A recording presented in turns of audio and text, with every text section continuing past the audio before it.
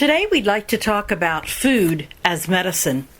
How can different foods be used as remedies that would actually be helpful to the body? I'd like to start off with apple cider vinegar. Apple cider vinegar. Think of Dr. Earl Mindell's Amazing Apple Cider Vinegar, a book that he has written some years ago, but it's a wonderful tool to give you good information about the value and the history of making apple cider vinegar.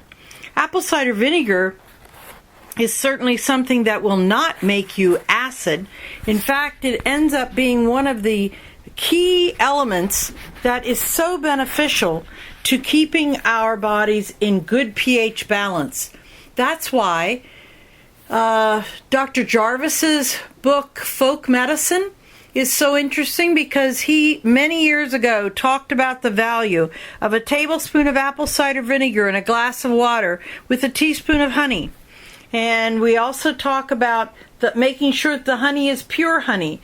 Don't buy honey at the grocery store where you don't see where the name of the beehive or the apiary keeper is not on the label, because it is absolutely legal to have honey that is labeled pure honey, and it is permitted to have up to 50% corn syrup, so that you need to make sure that you're wary as to where your source is coming from. But back to your apple cider vinegar. Apple cider vinegar is something that can actually help regulate blood pressure, fight infection, relieve arthritis pain, promote good digestion, improve metabolism, flush the gallbladder, regulate body weight, fight osteoporosis, promote healthy skin, relieve a sore throat and laryngitis, soothe sunburn, and even prevent dandruff. Another thing that is very important to add for apple cider vinegar's benefits is someone who gets the shingles to immediately take a cloth, wet it with water, wring it out tight, and then soak it with apple cider vinegar. And put that on the area where the lesions are. And you're going to find out that the person becomes pain-free. It's a wonderful savior to someone, but the herpes zoster is a virus of the central nervous system, and you don't want to suppress it with steroids. What you want to do is you want to go and support that person's immune system. Use the homeopathic remedy like R68 to go, and that's Dr. Reckwick's formula. It's a homeopathic combination. But anyway, to help support the body to rebuild, because you really can. Monolaurin, which comes from coconut oil, is very, very, very beneficial.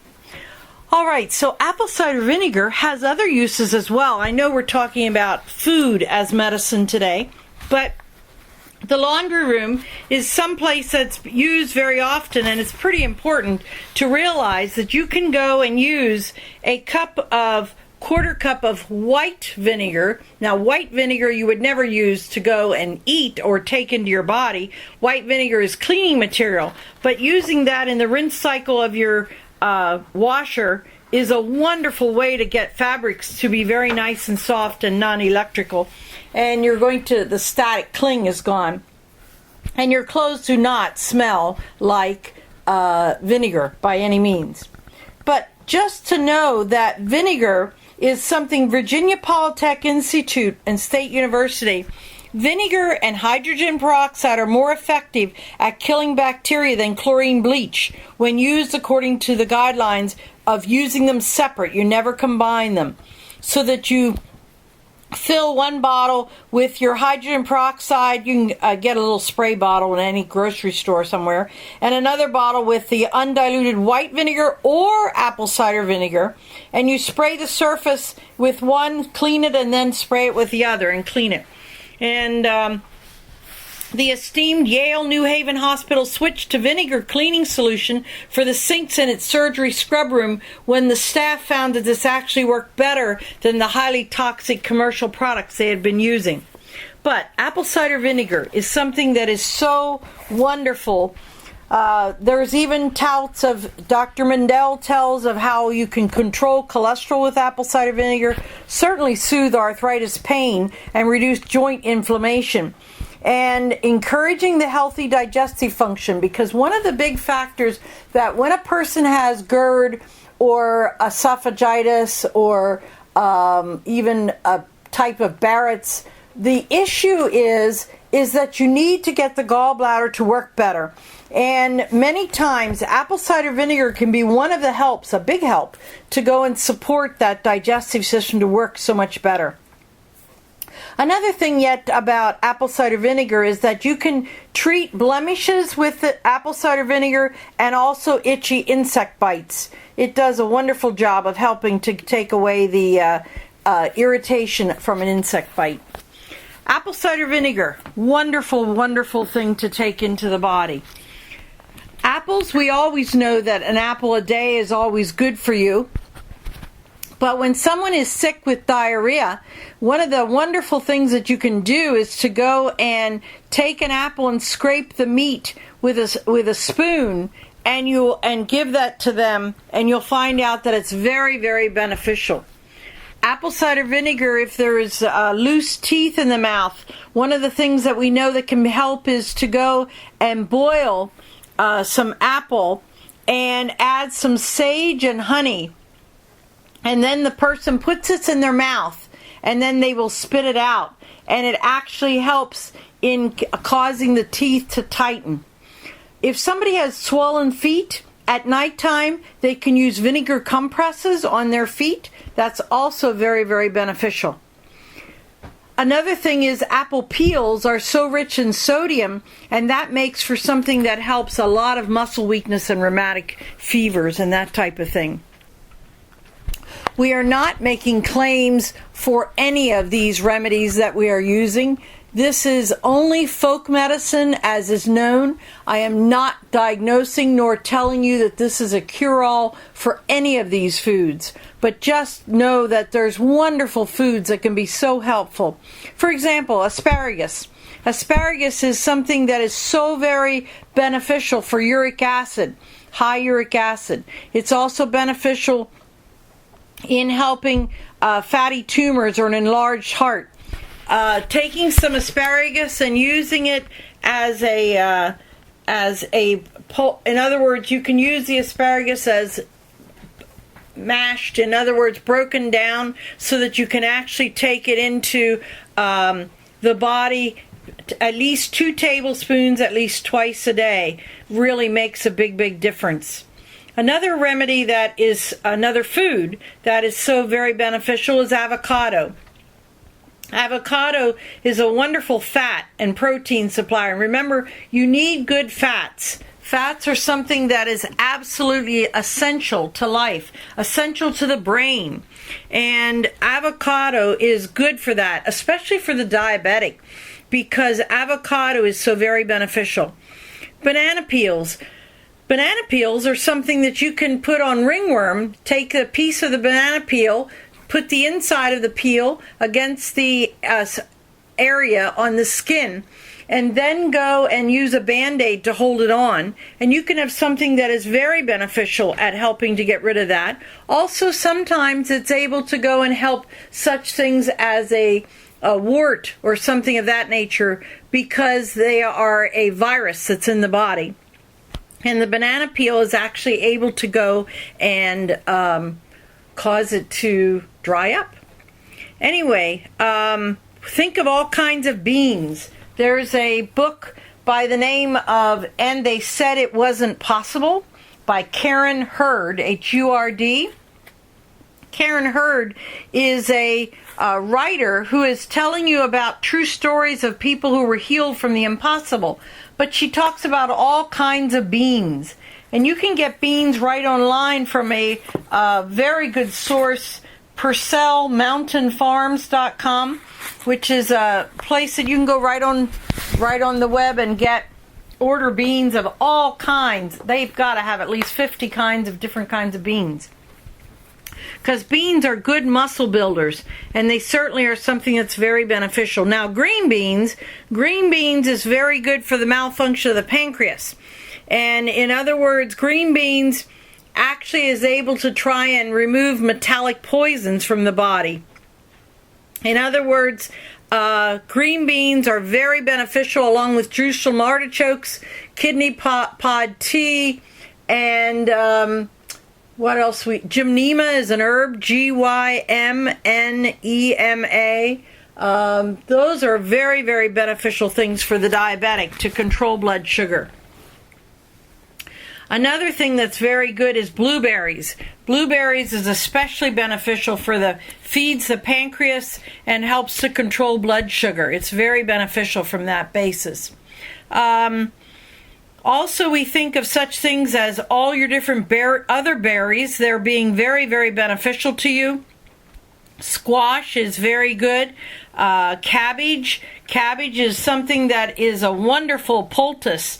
Take the outer leaves of the cabbage and steam them in some water, and not until they're too soft though, but steam them and make them good and warm. Make the cabbage leaf good and warm. Then take 2-3 leaves and put them right over your knee, if the knee is the issue, and then put a heavy towel on top and allow it as long as it's warmth there. The cabbage leaves will be very, very healing, and definitely it does. It helps to pull the pain out of the knee. And you know what? What are you lacking? In other words, you haven't spent that much money just for the home remedy to go and work for you. Also, when we talk about sour cherries, we think of something that is for gout, or for blood, as a blood cleanser. We think of, by the way, I didn't mention about cabbage as being rich in vitamin U. Vitamin U is why we take cabbage juice and have a person who has ulcers to drink 1 or 2 ounces of it as soon as it's been made, to go and help to soothe and heal the gut, because that is exactly what it does. It's able to heal the gut. When we talk about red beets are a spleen food, but red beets are also a food that really helps the gallbladder to empty. Remember, many of the nutrients that are made in enzymes specifically to cleanse the gallbladder happen to be nourishment in enzymes like beta-TCP, AF beta-food, beta-col. All those wonderful things are made with beets, and they are something that is very specific to the gallbladder. Now, if you don't have a gallbladder, then you know that you really need things like beta plus, which is the bile salts, to replace what your gallbladder should be doing, because all that you have left is that little tail there where the rest of the gallbladder was taken away. And the liver needs the support, so that using something like that, your old-time doctors years ago used to tell you to make sure that you always took bile salts after you've had your gallbladder out, because otherwise the digestive system doesn't work very well. Your gallbladder was a very valuable organ to have in your body, and when it's not there, you need to adjust accordingly. Butternut squash is a liver food. And we think of liver foods as being your kale, your chard, your escarole, endive. All the bitter greens are good liver foods. Dandelion. But also think about, now these don't have to be raw. You can steam them. You can stir fry them with other vegetables if you like. But the thing is, your liver is your histamine producer. Your liver produces over 5,800 enzymes, and 80% of the enzymes that your liver produces depends on one single mineral, and that's magnesium. Magnesium is the primary element color outside in the summertime, and that's green, chlorophyll. So that magnesium, of course, is your number one mineral for the heart. Magnesium is the number one mineral for helping the body to go and rebalance itself. Very, very important to help a person to sleep at nighttime.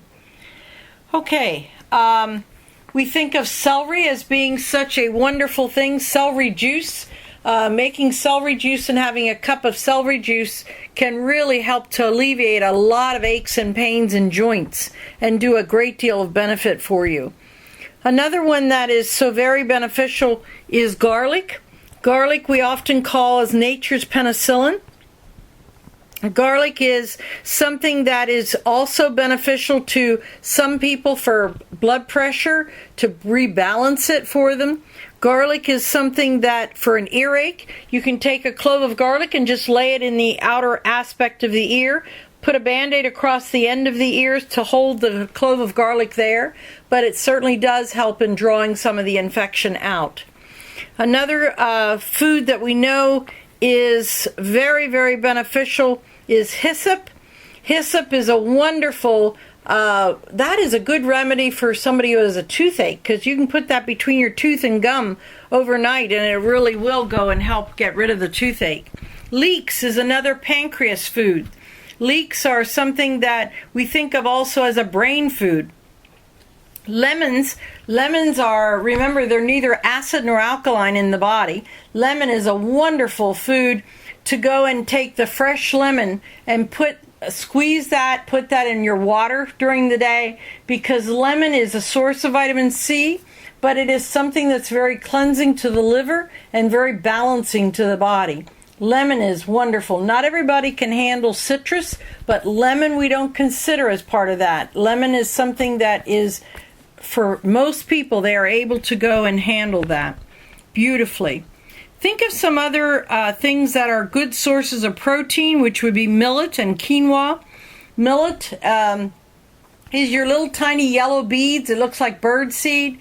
Take 2 or 3 cups of water and bring it to a boil on your stove. Add a cup of millet and then add some good ghee or else butter to it. And gosh, I would put in several tablespoons. And then we would cook it for about 12 to 13 minutes, turn it off and let it thicken up like rice. It is a wonderful food to have. You can serve it with a little bit of maple syrup on it if you'd like. You don't need to put dairy on it. It is a wonderful food at any meal of the day, but it certainly is a wonderful starter food for in the morning. If you want, you can, remember, you always soak your grains and seeds and nuts, so that you would soak your millet overnight, put the water and the millet in the pan the night before, let it set on the stove, and then in the morning you can turn it on. Same thing with the quinoa. Quinoa doesn't need quite as much water to cook a cup of quinoa. Now that will make a lot. You'll have enough for 4 people there easily if you're using a cup. And so that quinoa, there's white quinoa, red quinoa, black quinoa, multicolored quinoa, and both of those, millet and quinoa, are excellent sources of protein. They're really good foods for us. Now, for someone that's anemic, blackstrap molasses can be very beneficial. Blackstrap molasses is very rich in minerals. Take a tablespoon of blackstrap molasses and put it in a mug of hot water and drink it on a cold winter day. You're going to find it to be very nourishing and warming, but it's also good energy, especially for those menstruating women who have the need for more iron. When we think of okra, we think of okra as being something that is very beneficial for the digestive system. Okra is something that's very healing to the intestine. It is something that when it's cooked, it may look like it is a bit slimy, but it is a very good cleanser to the wall of the intestine. It actually helps to get rid of mucus on the wall of the intestine. And then okra and apples together are for ulcerations in the stomach. They can be very, very beneficial. Onions. Onions, think of an onion poultice that you could put at your neck. In other words, you go take the, not sweet onions, just regular good hot onions, and peel them, slice them thick, put them in a glass dish, bake them in the oven, get it out and let it cool down a bit, then put it right up at the neck and throat and put a heavy towel on top. Get in bed and sweat, because it'd be a wonderful way to get rid of chest congestion. An onion poultice can be very, very helpful. Another thing that is beneficial is to make your own cough syrup out of onions. Go and use again, slice the onions, put them in the glass dish, and put them in the oven. Bake it. When you bring it out of the oven, then drizzle honey across the top and take a spoon of that for cough. It's very, very helpful. Papaya, of course, as you know, is also for protein digestion. Papaya helps you to digest protein very beautifully. Think of also your rosemary is very good for the stomach, but rosemary is something that is so beneficial in preventing such things as a stroke. Rosemary is a wonderful seasoning to be used. Think of also sesame seeds. Sesame seeds are vitamin T. Vitamin T is very specific to the white blood cells, to keeping them in balance. Sauerkraut is something that is an old folks remedy that is used for all kinds of things, but I like to think of fermented vegetables because fermented vegetables end up being something that is so very, very important that we eat some of those every day. Now, fermented does not mean that there's vinegar in. There's no vinegar in it at all. A real good book is called Real Food Fermentation by Alex Lewin, Lewin. And this is an excellent book of showing you about real food fermentation. Truly Cultured is another one by Nancy Lee Bentley, Bentley. An excellent book on rejuvenating the taste, health, and community with naturally fermented foods. A third one is Wild Fermentation, and it's the flavor, nutrition, and craft of live culture foods by Sandor, Sandor, Katz, Katz. Excellent sources of information for how do you ferment vegetables. One of them that we think of is cabbage, and you take a small head of cabbage, cut it in half, go and turn the flat side down, slice it thin, and put it into a large bowl. Now this would be a bowl that you can use a wooden stomper in, so you don't want a thin bowl. Get something like a bread bowl where you would need bread in it. And go and put the cabbage in there. Now you can add some salt, and you're going to, the recipes are excellent. They are on WestonAPrice.org. You can go there. Sally Fallon's Nourishing Traditions is a wonderful source for recipes. There's an entire chapter in Nourishing Traditions that is just on how to make various fermented vegetables like carrots and beets and radishes and all kinds of wonderful things that can be made. And anyway, after you've stumped that cabbage in salt for at least 10 minutes, you're going to find out that it's actually getting juicy. Now you can stuff that into a glass jar, and like a quart jar, and put the lid on it and set it on the kitchen counter for several days, and it will start its own fermentation process. Then after it's been fermenting for a couple of days, now you can put it in the refrigerator. And fermented vegetables can last in the refrigerator for up to 6 months. But the big factor is that you want to be having a spoon of that every day, because fermented vegetables are so beneficial to the gut. We are learning more and more about the value of having the fermentation, being able to go and benefit what's going on in the digestive system. Something that's very beneficial is charcoal. Charcoal, no, this is not necessarily a vitamin that you'd use every day, but it is charcoalremedies.com, is a wonderful source of information as first aid, but it's used for homes and gardens, pets and livestock, the environments. But what to you would it be beneficial for? Food poisoning. Any kind of a poisoning situation, it can be used to go and help to absorb that toxin so that you can get well very quickly. Something that your biological dentists seem to be doing is using charcoal powder as something that you mix with water and swish in your mouth before they would remove amalgams or metal fillings, and then have you do this again afterwards, because it's a way that you're gathering the aspects of the mercury and all of those heavy metal things to get them out of your body, so that the body is able to carry it through and act as a magnet to draw it through there. When we think of what is the rage today, and that is to have such things as a gluten-free diet. Well, Wheat Belly, the book that was printed a year ago by William Davis, MD, a cardiologist he says on the inside cover that he had over 2,000 patients that were at risk, and he tried to figure out what was the single factor that contributed to their risk in having problems with blood sugar and cholesterol, etc. And so he came up with that it's wheat, and he wrote the book called Wheat Belly. And he said, did you know that eating 2 slices of whole wheat bread can increase blood sugar more than 2 tablespoons of pure sugar can? And did you know that you could lose weight in just a few months, 20, 30, even 50 pounds, by just eliminating grains? Alleviation of metabolic syndrome and type 2 diabetes, recovery from intestinal woes like ulcerative colitis and celiac disease, marked improvement in overall cholesterol and LDL counts, improvement in bone density and reversal of osteopenia, cessation of skin conditions from psoriasis to oral ulcers and hair loss, reduction of inflammation and rheumatoid arthritis pain. Anyway, one thing I want to say about in his book on page 238, he makes a very interesting statement. Substituting wheat with cornstarch, brown rice starch, potato starch, or tapioca starch, for example, as is often done in gluten-free recipes, will make you fat and diabetic, unquote.